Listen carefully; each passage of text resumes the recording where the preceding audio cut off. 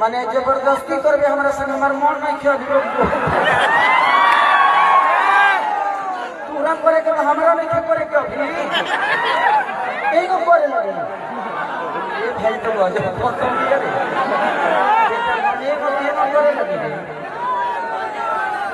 जैसे करे ले उठाई करे।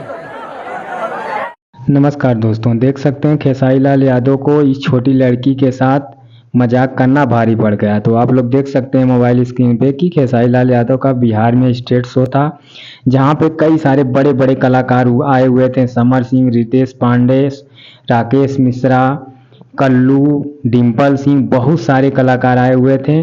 तो आप लोग देख सकते हैं कि डिम्पल सिंह, खेसारी लाल यादव और एक छोटी लड़की जो आ जाती है खेसारी लाल यादव के साथ डांस करने के लिए जिद करने लगती है।